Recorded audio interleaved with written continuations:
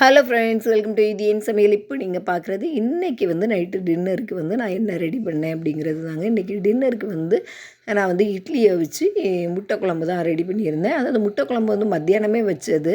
அதில் என்ன அப்படின்னாச்சுன்னா கொஞ்சம் காரம் அதிகமாகிடுச்சு. அதனால் கொஞ்சம் தேங்காய் அரைச்சி ஊற்றி அதை ரெடி பண்ணிவிட்டேன். அப்புறம் இட்லி மாவு பார்த்தீங்க அப்படின்னா இது நம்ம வீட்டில் அரைச்சது தான். இப்போ தைப்பூசத்துலேருந்து கடையில் இட்லி மாவும் நான் வைக்க ஆரம்பிச்சிட்டேன். இப்போ தான் ஒருத்தருக்கா தெரிய ஆரம்பிக்குது. அதனால ஒரு 3 இல்லை 4 பாக்கெட் ஒரு நாளைக்கு போகுது. ஆனால் வாங்கினவங்க எல்லாருமே உண்மையிலேயே நல்ல ரெஸ்பான்ஸ். ஏன்னா இது வீட்டு அரிசி.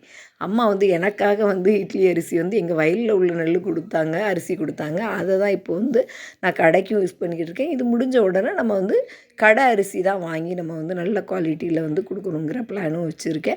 இது வாங்கிட்டு போனவங்க உண்மையிலே நல்ல ரெஸ்பான்ஸ் இருக்குது, ரொம்ப நல்லா இருக்குது அப்படின்னு ஃபோன் போட்டு நம்மளுக்கு சொல்கிறாங்க. சரி பார்க்கலாம். அதுக்கப்புறம் என்னென்னா ராகி மாவு, அப்புறம் கார தோசை மாவு, இந்த மாதிரி எல்லாமே ரெடி பண்ணலாம் அப்படின்னு பிளான் பண்ணி வச்சுருக்கேன். இது பார்த்திங்கன்னா இட்லி எப்படி இருக்குது அப்படின்னு உங்களுக்கே தெரியும். நல்லா பஞ்சு மாதிரி பந்து மாதிரியும் அழகாக இருக்குங்க. இட்லி ரொம்ப சாஃப்டாக இருக்கும். இவ்வளோ தான் இன்றைக்கி நைட்டு டின்னர் சூப்பராக முடிஞ்சுது.